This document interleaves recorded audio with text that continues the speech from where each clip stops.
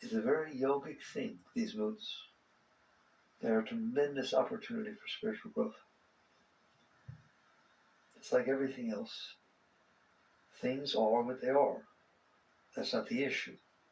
The issue is what you do with them. So, first of all, what is a mood and what causes a mood? It's very, very simple once you understand what's going on. When the Shakti is flowing, which relatively it can be, sometimes a lot, you fall in love, having a wonderful time, excited, you win the lottery. Why does that make the Shakti flow? It doesn't make the Shakti flow. The Shakti is always flowing. It opens you so that it's free to rise. You'll realize someday it is always there, but you're closed. Like the sun's always there, but clouds will block it. The cloudy day does not stop the sun. The sun sits in the sky and shines. Nothing stops the Shakti flow. It's natural within every single human being. So it's trying to flow up, but you're closed. You have blockages, things from your past, present, thoughts that you stored, that you didn't let go of, and they block the Shakti. They're stored inside the energy channel. So when something happens that your ego likes, we discussed yesterday very deeply, ego, when something happens that your ego likes, which is relatively rare, but not totally rare, it opens, just like anybody else. If you like what's going on, it's not hard to like what's going on. It's as simple as that. If you don't like what's going on, it's very hard to like what's going on. Well, what is it that likes and dislikes? It's not you. You do not like or dislike. You are the consciousness, the awareness of being that is aware that a part of you likes or dislikes. Maybe you've noticed. Okay? When something happens outside that hits the stuff in you in just the right way, at just the right angle, with just the right words, at just the right time, with just the right person, it opens. Why? Because it likes it. If you get a massage and you like the masseuse and you like the table and you like the incense that's being burned and you had a good day and you open up, you have a wonderful time. If you don't like the person, somebody just died, and you're scheduled for the massage, you got yelled at because you weren't there on time, you're not really doing very well with the massage. It's more like, keep your hands off of me. Okay? So it is something you are doing. Your ego is doing. Your psyche is doing. Your psychological energy is either open or blocked. When it opens, and it can, the Shakti flows. Most people credit the outside person, place, or event, or thing for causing that energy to flow. You say things like, oh my God, I love you so much. No, if they stood in front of you and you felt disdain, you would not say, I love you. It's because you're feeling love. You project it onto the object that helped open you, and you say, I love you. How hard is it to stop loving somebody? What do they have to say or not say? In 1 second, that ego closes, doesn't it? And by the way, that's why you're so sensitive. They say that you only hurt the one you love. Why? Because when you're open, you're susceptible. You're sensitive. You've let energy in. You've let the ego open up and dare to open. You don't feel love when you're closed, but when you're open, you're exposed. And so all it takes is the slightest thing, and boy, it closes, doesn't it? Really, really quickly. So when you're open, the Shakti flows, and you are in a good mood. Something's happening that you like, you're looking forward to something, etc., etc. Beautiful day out, the weather's just balmy, perfect. Things can open you, all right? But many more things can close you. Many more things can close you. The ratio is not even close to how many things can close you versus what actually opens you. Not to mention totally opens you. You've been totally closed. That's not hard at all, okay? But to be totally open, like you turn the corner and the sun is setting and you're having a decent day anyways, and it's just, oh, the colors are so gorgeous that it blows your mind. What it really does is blow your ego. The conversation that was going on in your mind now can't. It's too beautiful. You open too much. And then what happens? The Shakti comes flying in, and you feel all this uplifting energy. I like people say to me, no, you don't understand. I felt like I was in the presence of God. you were. Because that's what's flowing inside of you. Ever been that open? Can nature do that? Doesn't take a person or the lottery. A painting can do it. Music does it a lot. Can you get lost in music and then just come back and there's just all this joy and ecstasy? So you are capable of totally opening, but that's not your normal state. That's an extremely rare state. You're capable of opening a little bit because something's happened that you like, okay, but you are really capable of closing. The driver in front of you can make you close. Let's keep stepping on his brakes. Does anyone know where his blinker is?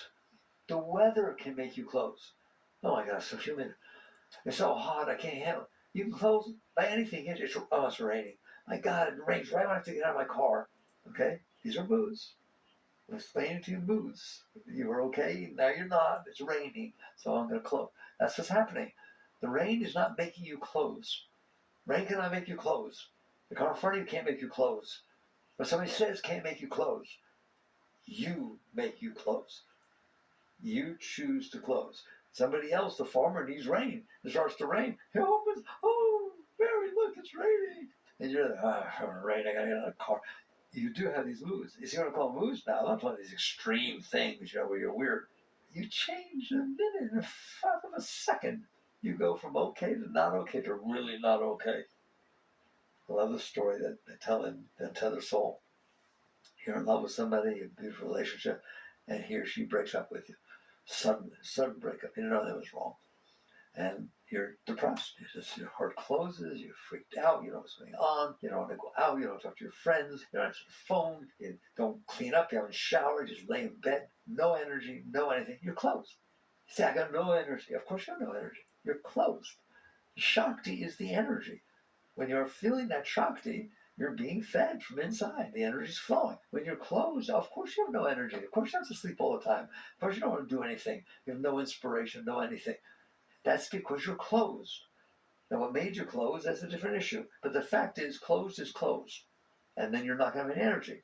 And if you sit there and think that I'll never, and you think, I'll never get in this state. I love her so much. I love her so much. I'll never meet anybody else. I'm just going to be unhappy the rest of my life. I don't know what bother to do anything. You're depressed. What's depression? A mood. It's a mood. It's because you're closed. How can I prove that scientifically? Phone rings. You're, man, I don't get stupid phone. You knock it off the table, leave me alone. And it's that girlfriend's voice or boyfriend's voice. You just hear it. Hello, Charlie? Charlie, pick up the phone. You bother to reach out there and pick it up. Ready? Oh my God. I'm so sorry. I never realized how much I love you. What was wrong with me? I must have been in a bad mood. I'm so sorry. Will you ever forgive me? I realize how much I love you. Can I come over? Can I come over? I really want to apologize properly. Have some time with you. Right? How you doing? Got a little energy? Want to take a shower? Clean up a little bit? Get dressed? I don't know. How long will it take? You opened. It caused you to open. You closed. You opened. No Shakti? Shakti. It's all spirituality. It's all yoga. Okay? You choose to open, you choose to close. But you're not conscious enough to notice. Do you understand that? I told you in the new book, a very beautiful line in the book, says, the moment in front of you is not bothering you. You're bothering yourself about the moment in front of you. The moment in front of you is not bothering you. You're bothering yourself about the moment. The rain is not bothering you. You're bothering yourself about the rain. You don't have to do that. The car in front of you, the red light that you have to stop at, the train that you have to stop at, that you're in a rush. They're not bothering you. You're choosing to bother yourself about the events unfolding in front of you. Always. Those are gentle examples. It's always that way.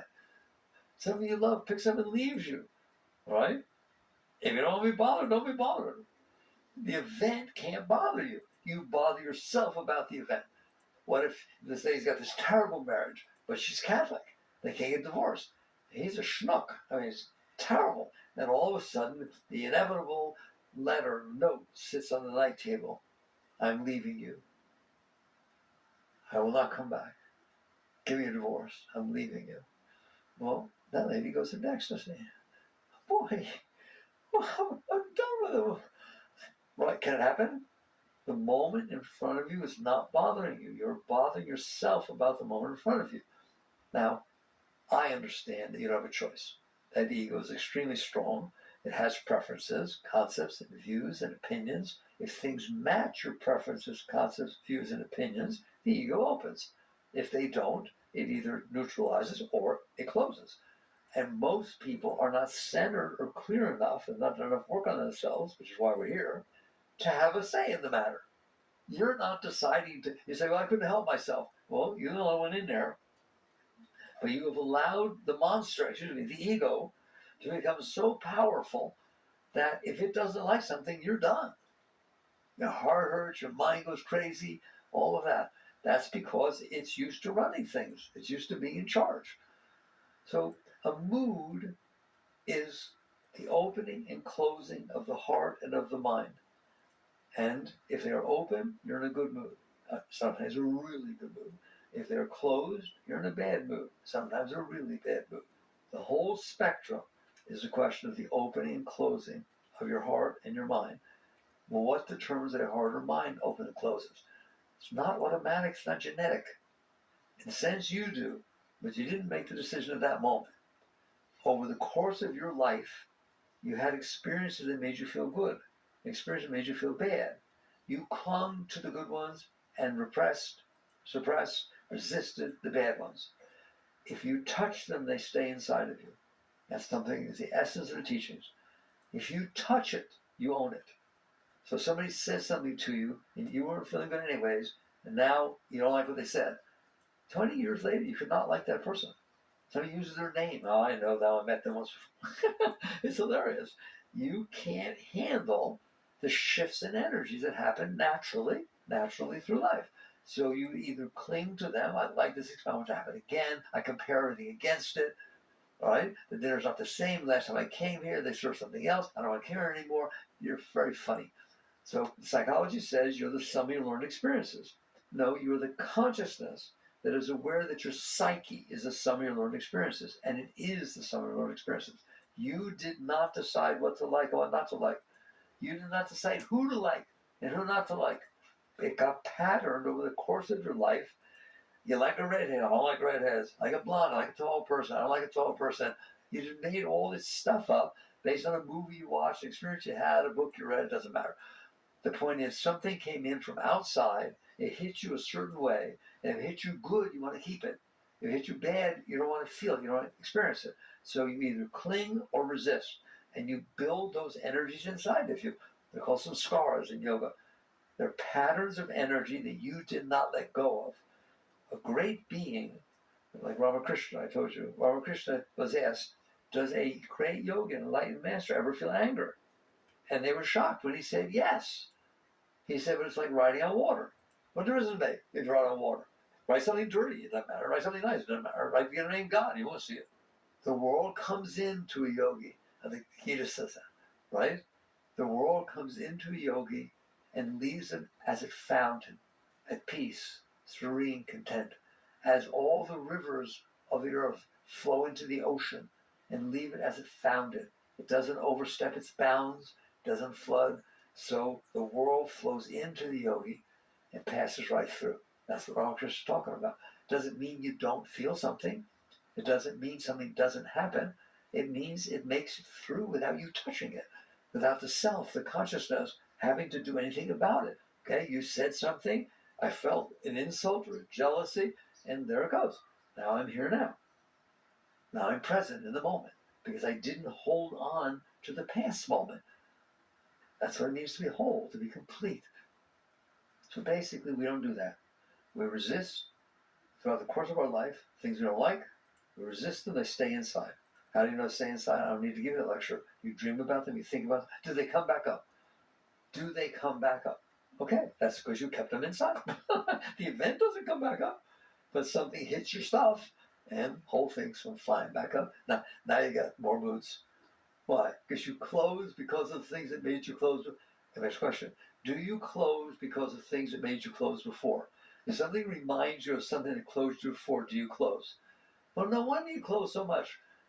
You stored everything that ever bothered you inside, and now anything that reminds you, somebody's voice sounds like somebody else's. You walk into the kitchen, and the smell is like what your mother used to cook. And you got along with your mother, you melt. You didn't like your mother very much, and what she cooked wasn't worth eating. And then basically you close. A smell. Now you understand moods. This is why they shift. This is why it goes up and down. This is why all that happens, is because you stored this stuff in here. And so now the ego closes and opens almost automatically based upon the experience it's having and how it relates to what happened before. It very rarely at the sunset was an experience where you're being opened by what's actually happening. Otherwise, almost every bit of your thoughts, your heart, your experiences, your moods are based on what happened before. It just all stimulates it back up. Somebody can say one word and it reminds you, I can't believe you said that. My mother talked to me like that. Now you're understanding moods. That's what causes moods. Opening, closing. What opens and closes? Your heart and your mind, because they're programmed based upon the stuff you stored in there that's still in there, and it gets stimulated, doesn't it? It gets touched. And so basically, that's what's going on, and that's what's causing moods. That's what causes your moods. And then what happens is it builds on top of each other. The mood that got stimulated because somebody said something, somebody didn't say something, or something happened that reminded you of something that bothered you in the past, causes you to close. Now you're in a bad mood, which will cause you to close later. Another impression, like you were eating at a restaurant and they served the food that made you close or something, reminds you of something, right? You're not going back to that restaurant. The thought of the restaurant makes you close. It multiplies. And so basically you will go up and down like a yo-yo. And what you'll try to do is say, oh, I don't like to be down. I need to find somebody. I need to find something. I need to find a job that's passionate about. I need to be turned on. Somebody needs to turn me on. Why? Because you're turning yourself off. That's the only reason. If you were not turning yourself off, you'd be in ecstasy all the time. I'm serious, all the time. Master said there's a river of joy that flows up inside of you. There is, except you're blocking it. And so now what a normal human being does is try to take the sum of their positive experiences and go on a vacation that will be most like that and meet somebody who reminds you of this, that, and the other thing. Something that opens me. Like I said, you then say, I love you, instead of, wow, I told you what to say. No, don't do it. Don't listen to anything I'm saying, please. It doesn't work in this world, right? If you feel love, the proper thing to say is, oh my God, I feel so much love in your presence. That is a true statement. I feel so much love in your presence. You know what that does? It keeps you from thinking that if you ever lose them, you're dead. Why? Because you've admitted it's inside of you. It's wonderful to love. It's wonderful to share. But it's not wonderful to become dependent and sit there and start becoming possessive and clinging and jealous and all the stuff that goes along with that. Because what you said was, I love you. Your love. Not, I am experiencing love in your presence. And if I'm not experiencing love in your presence, there's something wrong with me. If I'm not experiencing love in everybody's presence, there's something wrong with me. You're going to understand, perfect your relationship with one person, then spread it to everybody. But you can't do that when you say there's only one person in this life that can open me. Well, what if they don't? Oh, I'm depressed. I lost my soulmate. I always tell you, you do have a soulmate. You're it. You are your other half. You're the one who cut yourself in half, saying things have to be this way for me to be okay, and if that way, I'm not. You did that. This is the part I think is hilarious. Your entire life, you screwed yourself up, haven't you? You got bothered, you stored this stuff, you got some scars all over the place, you go into moods up and down, and you just met somebody that you don't even know. You know her for a month, 2 weeks. You've lived this for, 20, 30, 40 years, okay? You honestly believe that that person is going to know how to keep you open. That's their job. But why else would I marry you? I told you, I love you. And that means that you're supposed to make me feel love. You're supposed to know when I need this and know when I don't need that and know when I need my space and know when I need to be taken care of, and et cetera, et cetera. And then don't lose your job. Because no, money had something to do with it, right? And don't get old. You were good looking before. I got pictures of you all over the place, and not the new ones. What are you doing? How can you expect somebody else to overcome what you are doing inside yourself. You literally go as far as, I'm not worthy of love, I screw up every relationship I've ever had, right? Can you fix that? But I feel love in your presence, like you must be that special person that neutralizes my whole lifetime of garbage, not to mention lifetimes of garbage that I stored inside of me. That's what you think your relationship is. That's ridiculous. That's absurd. So I said, of course you have relationships. They're very good for your growth. But because you learn it's happening inside of me, love is inside of me, Shakti is inside of me, inspiration is inside of me, passion is inside of me. It's all inside, isn't it? When you feel it's all inside of you, even the most intimate moments. Nobody has their eyes open during the most intimate moments. Why? Because they're being pulled inside with the beauty that's going on inside. You just feel, oh my God, it's beautiful. So it's inside of you. It's always inside of you. It's not just yoga or some spiritual journey.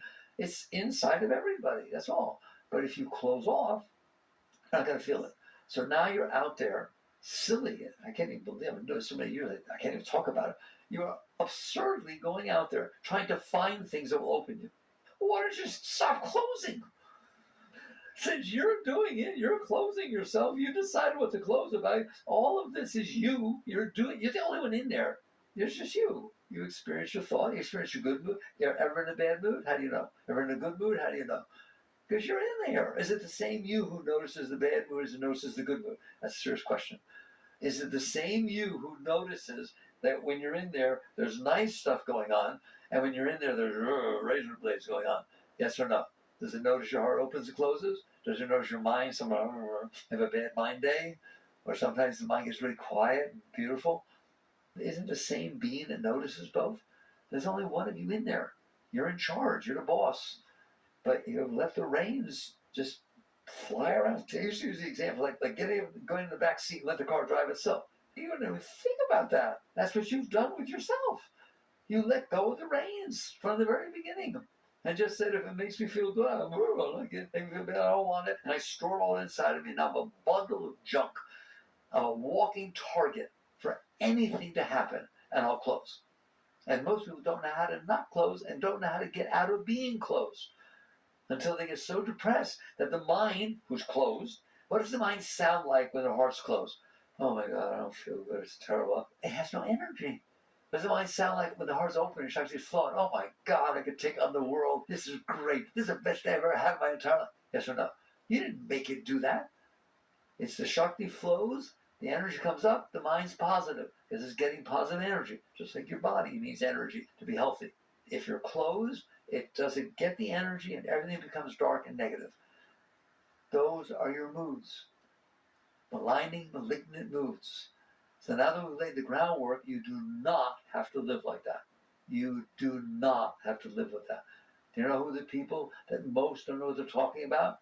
Are the ones who say you can't experience joy unless you're experiencing sorrow. You can't experience love unless you experience hate. That's so caught in duality, it's absurd. You are capable of transcending that entire human aspect of your being, transcending the ego, transcending all this junk that you stored in there, and having nothing but constant light pouring up inside of you. Constant. I am not exaggerating. You want to feel love? Wave your hand in front of your heart. When it passes that chakra, Shakti comes flying up inside. That's who you are. That's who every single one of you are. It will never go away. You're blocking it. That's why. If the sun is shining, but you look down all the time, do you see the sun? No. That's what's happening. You are looking down at your ego. You're looking down at your blockages. You're looking down at what's blocked inside of you and developing your whole life based on that and then saying, I need things to be okay. You do not need anything to be okay. Not psychologically. Don't let them tell you that. You're whole and complete within yourself. You're the most beautiful thing ever walked the face of the earth. You're a great being, but you are looking in the wrong direction. You're looking down. Why? Because the ego is so strong that it distracts your consciousness down toward it, doesn't it? If your heart hurts, where does your consciousness go? Right there, doesn't it?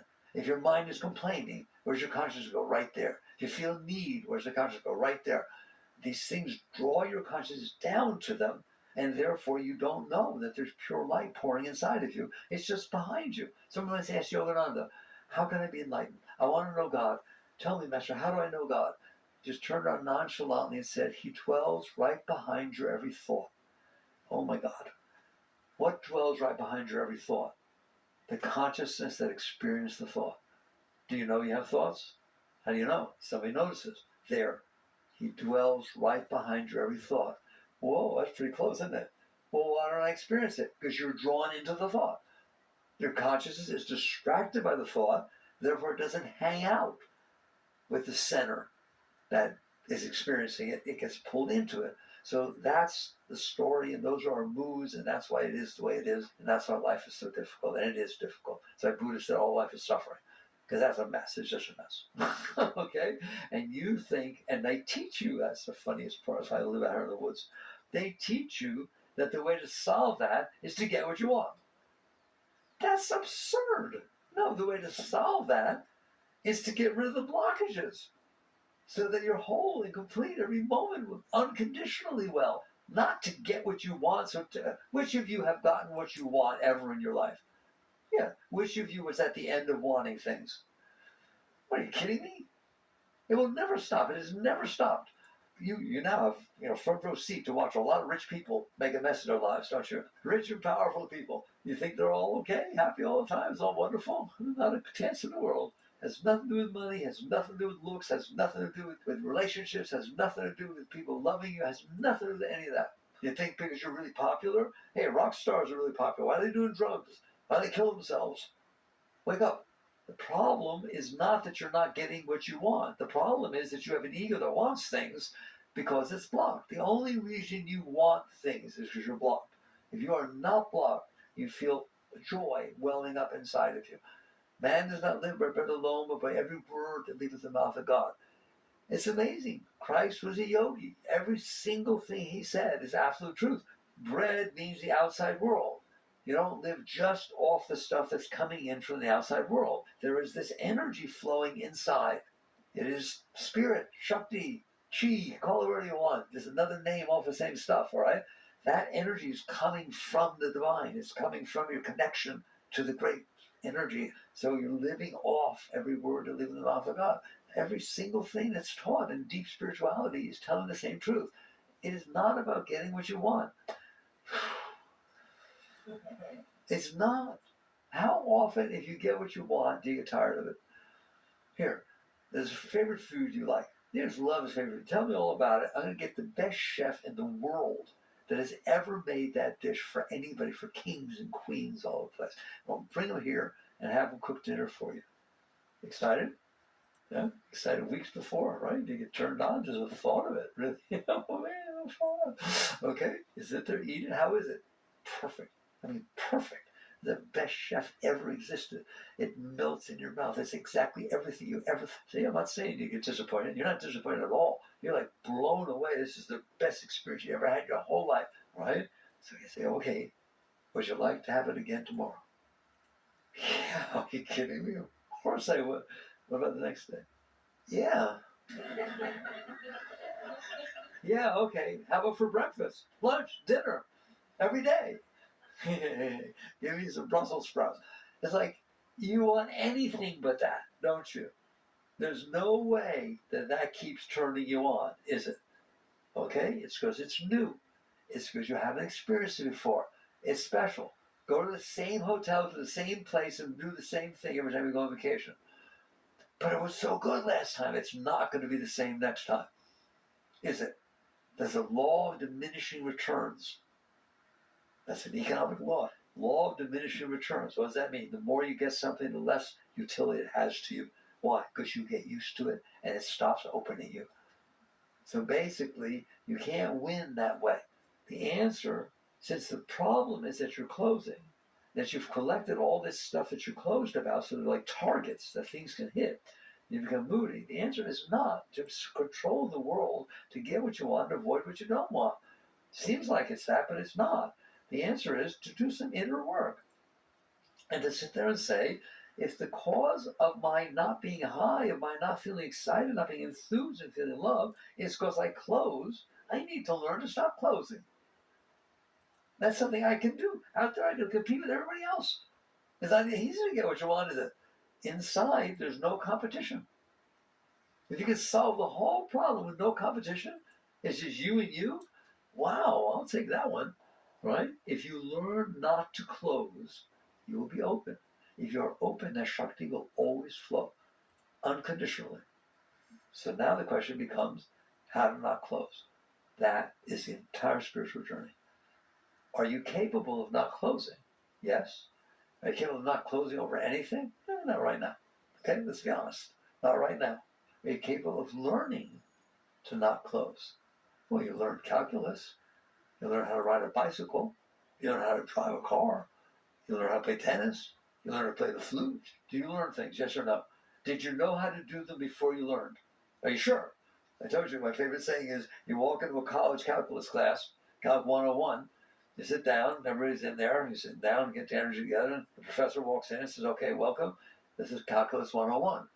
You raise your hand, oh, excuse me, professor, I'm in the wrong room, wrong class. Why? I don't know any calculus. That's like you telling me I don't know how not to close. I wouldn't know how to do it. Well, that's right. I agree. Admit it, I agree. But there's this thing called learning. And it's the most important thing you will ever learn in your entire life. Why? It will solve every problem you ever had in your entire life. And you will never have another problem. If you never close, you will never have another problem. Problems are things that close you, aren't they? How come she gets turned on but you get turned off by? Because she opens, you close. Based on what? Past experiences. So basically, if you learn to not close, that is worth learning. That's more important than anything else you can ever learn. Then that's what spiritual growth is about, not closing. How do you learn not to close? I go into it very deeply in Living Untethered. You don't start with the big things. You have to play tennis, go play Borg or the Williams sisters. You'll never play tennis again for the rest of your life. If you never play the piano, sit down and take on Tchaikovsky or Mozart for your first piece. Right? You know, stand a chance you'll never play again. That's what you're doing with this, and that's why you can't grow spiritually. Instead of saying, well, so-and-so died, and I have so much trouble, I don't want to meditate anymore, it didn't work. That's all you care about, is the ones you have trouble with. You're trying to be okay during those. Otherwise, I'm okay. I have moods. Yeah, sure, I have moods. No, your moods matter. That's where you do your work. So I talk about to start with. Now let's talk about how to stay open. You know how to stay open? Don't close. If you don't close, you'll be open. You don't know how to be open, but you do know how to not close. You do feel yourself starting to close, don't you? You feel it. Your energy starts getting like that. Right? And trouble as you get into it, then you close. All right. So what you do is you start with what I call the low-hanging fruit. You've all heard this, but you better hear it over and over again because you don't do it. I want you to start with stuff that's so simple that you're embarrassed that you can't do it. Okay? It's raining out, or at least it's drizzling. Can you handle that? Can you handle it? Good. Then do. All right? It's raining, it's thunder, it's hot. Can you handle that it's hot without closing? Can you handle that it's raining without closing? Can you handle that you're getting every traffic light on the way into town? Every single one is turning red when you pull up to it. Can you handle that? Why do I call it low-hanging fruit? Because you can't do anything about those. There's not like, oh, I should have done this. No, there's nothing you can do about it. So why are you bothering yourself about it? Learn to let go. That's called letting go. People say, no, I don't know what you mean by letting go. Yes, you do. You just don't want to do it. Okay? You start to close because your ego doesn't like these events. And so next thing you know, you're complaining. Next thing you know, you're feeling off center.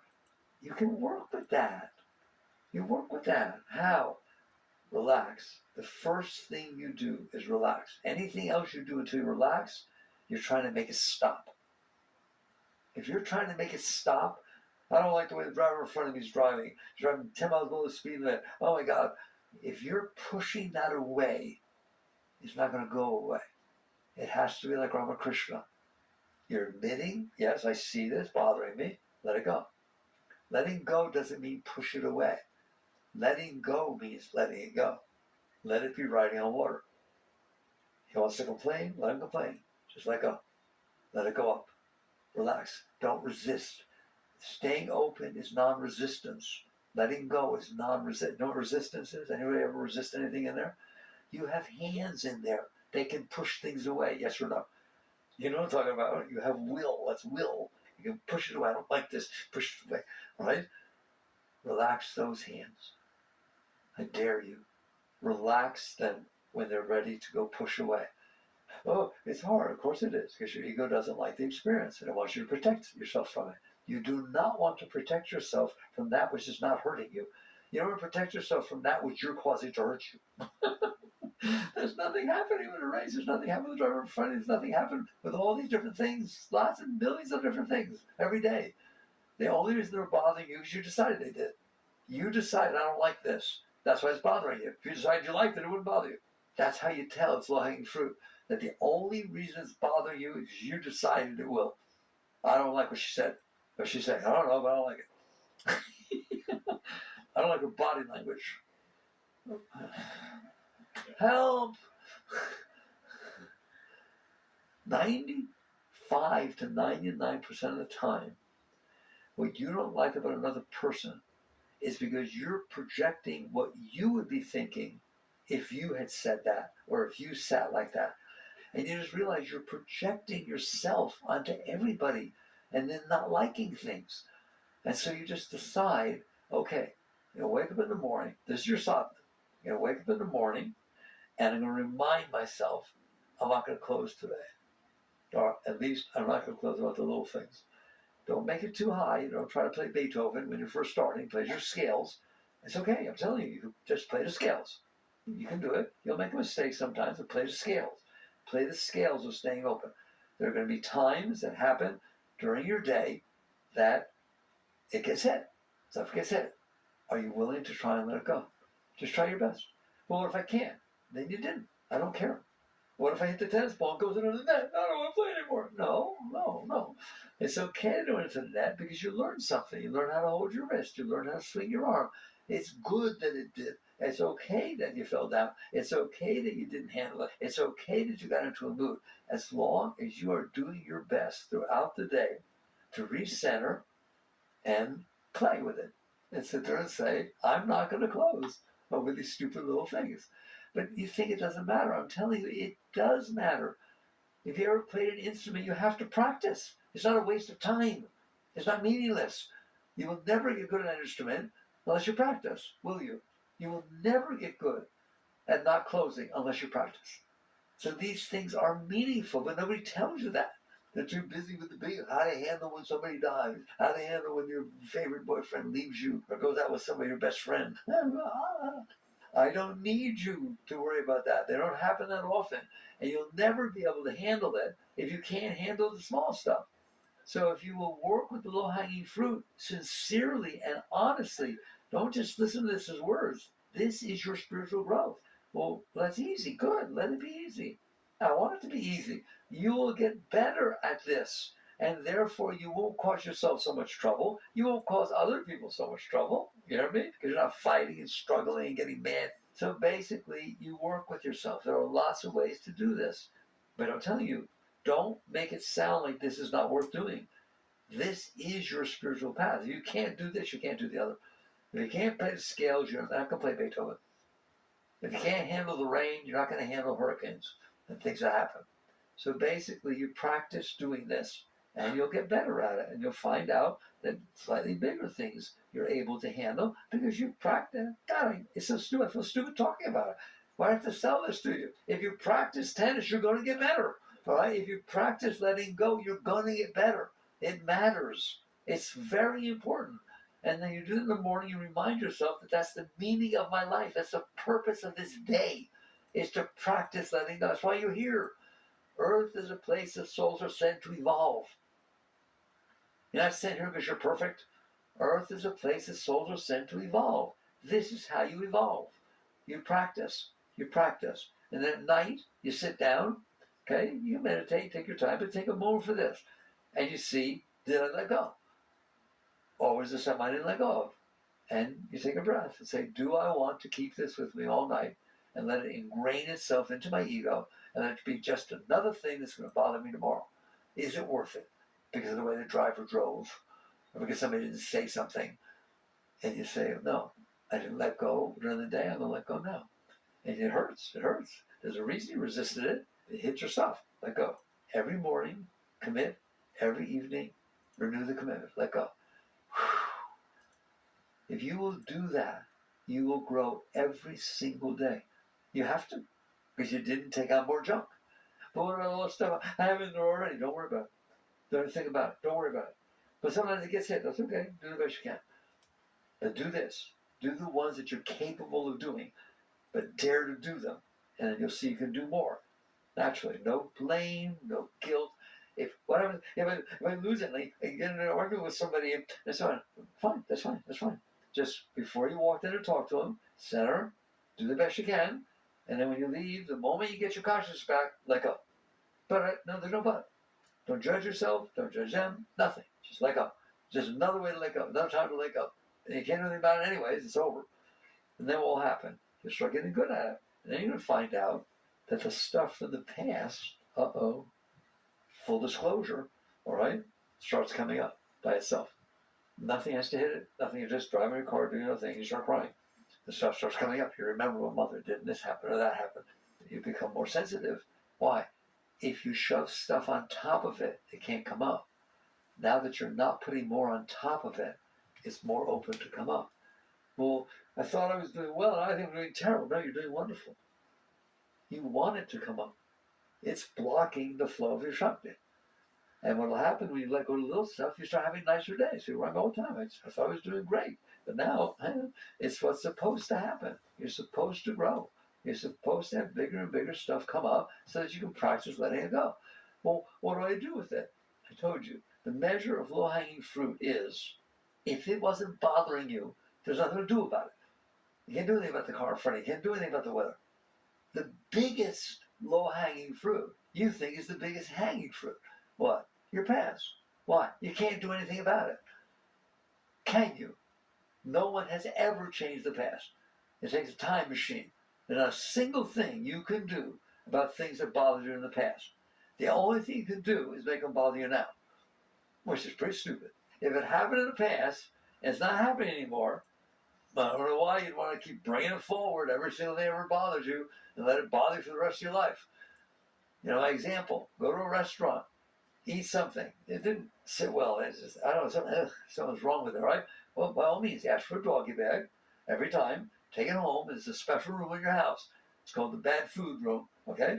And go in there every morning, take a little taste. Why would I do that? To remember how bad it was. You do that with every bad experience you ever had, don't you? You keep it inside of you and keep remembering it and bringing it back up and let it bother you again. What happened to you when psychology tells you when you're 5 years old, things happen. You're 55, they're still bothering you. Now, I haven't talked to my mother in 50 years. That's great. You hear me? Because you kept it inside of you. So I call that the ultimate low-hanging fruit. You don't. And psychology doesn't. Why? Because you stored it in there for so long, you can't even handle the thought of it coming back up. But it's blocking your Shakti. You're letting this stupid stuff that's not even happening block the most beautiful part of your being. And you have to avoid things, all right? You can't go home, you can't do this, can't talk to this person, blah, blah, blah, blah. There are songs you can't listen to. You know that? Right? Sometimes you say, this is our song. Well, that was the song you broke up on. I guarantee you don't hear that song anymore. Okay. That's how you want. You have to have all these soft spots around this. You have to avoid it for no reason. They're not happening anymore. Devote yourself to purification. That's purification. Devote yourself to saying, okay, I'm going to start with the simple stuff. In other words, I'm not going to put any more in there. It's bad enough I got this stuff in here. Then that stuff's going to start coming up. Good. But it hurts. Of course it does. No pain, no gain. If it's stored with pain, it's coming back with pain. All right. So we're having an honest talk here. This is your life. So the old stuff, you want it up. Someday you will let go enough, and that Shakti will start flowing. You're going to sit there and say, oh my God, there's something very beautiful in here. And then you reach the next part of your spiritual journey. The first part is realizing you don't need to have this junk and moods and all this crap going on inside of you. It's because you stored the blockages that you don't feel like. So you work on letting go of the blockages. if enough Shakti starts coming up, enough energy starts coming up, you like it. Of course you like it. And you realize, wait a minute, there's an indirect proportional relationship between the blockages and the amount of Shakti that's flowing. I want these things out of here. Now, that's a spiritual journey. Not I want to get what I want. Not I want to get what my ego wants so it doesn't have to be bothered. So I can feel good. No. I want to let go of the blockages. That's the devotion of my life. Things come my way to turn me on. Thank you. I appreciate it. Things come and turn me off. Thank God. Let's learn how to let go. I don't want anything to turn me off. You start feeling enough energy inside that it gives you the strength to say, bring it on. Bring it on. Ramakrishna used to say, helter skelter, come with me. Just bring it on. I don't want any, the saying, you want a piece of me? Right? And you say, yeah, here, you take it. I don't want it. That piece of me that you hit, that's nothing but a problem for me here. Right? And next thing you're giving away your junk. Just giving it away. Just let it come up, give it away, let it come up. But how do I know what to let go? It will let you know. You don't have to find it. You have to go searching. You have to do anything. It will let you know it's time for it to come up. It will come up by itself. Just don't push it back down. And don't complain about it. Oh my God, I thought I was done with my ex-husband and I really, he's still in there. Oh, I hate him. No, it's not going to come up that way. You have to learn to love your stuff. You have to learn to love your ex-husband who treated you terribly. It was a terrible divorce. To sit there and say, boy, you were some serious growth. You put me through good stuff, man. I mean, look how hard they train for the Olympics, right? You put me through that kind of training, man. You're quite the coach, all right? I'm so glad that I met you. I'm so glad we had this tumultuous relationship because it taught me how to let go. And now I honor you. I respect it. I'm letting go, right? Yoga Shakti, the saint that gave us that Durga statue, she used to sit up here very quiet. In the 70s, she started coming. She said, problems are the nectar of life. If you got everything the way you wanted it, you would not grow. You would never change. You would stay right where you were. You don't want that. You're here to grow. And so the challenges and your stuff coming up, learn to welcome it. Now, first you can't, but do the easy stuff first. I'll tell you, eventually, you will welcome it. You will just sit there and feel this energy coming up and say, hey, I ain't never going to close again. This is beautiful. And the people around you benefit because you're shedding light. And you realize, no, I don't let this ego, you start looking at your ego, you're just a blockage. You're one big blockage. What I like and what I don't like, and who I like and who I don't like, and what I want and what I don't want. Give me a break. You didn't make my life conditional. I don't want my life to be conditional. I want unconditional love, unconditional peace, unconditional well-being, unconditional enthusiasm every minute of every day. You're capable of that. And so you learn to let go. As you let go more, it pulls you up more. And as it pulls you up more, it gives you the strength to let go more. And eventually, you're a letting go machine. What did you do today? Let go. That's what I did today. I let go. Did you go to work? Yeah, I let go of work. Did you come home with the family? I let go of the family. Did you take care of the kids? Yeah, I let go of the stuff they were bringing up. Okay? And you just kind of honor every moment of every second of your life because it's helping you grow. And then I'm just going to close that. I always close in the same place because you need to know this. That's not high. That state, that's a nice state. That's a high human. But you're not human. At some point, it comes up enough to where it's not like I have to let go so it stops because you let go enough to where it's nothing's drawing you down. And you start realizing, what is this energy? It was so beautiful, I got lost in it, but where does it come from? Shakti is beautiful. Where is it coming from? And you start getting more interested in the flow of the Shakti than you were ever interested in your ego. And then the ego falls off. And you don't pay attention to it, it just starts to fall off. But then you get pulled off even more. There's nothing pulling you down. And eventually it feels like this vacuum cleaner is pulling you up all the time. And you realize, I can't let go.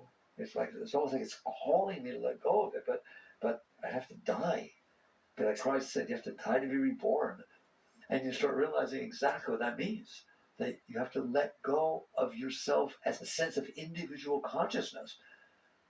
The drop falls into the ocean. As the Mayor Baba said, a drop of consciousness that used to stare at me fell into the ocean. Find it.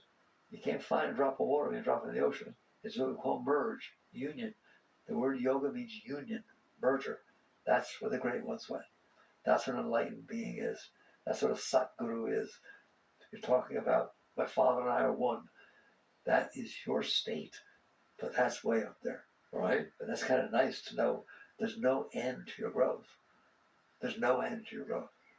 It's higher and higher and higher and higher, more and more beautiful. And the more beautiful you become, the more beautiful the world around you becomes, even with all of its problems. You understand that? Like the world where Christ lived had just as many problems as we have now, just different. The world where Buddha lived, same thing. But they kind of made a difference, didn't they? Right.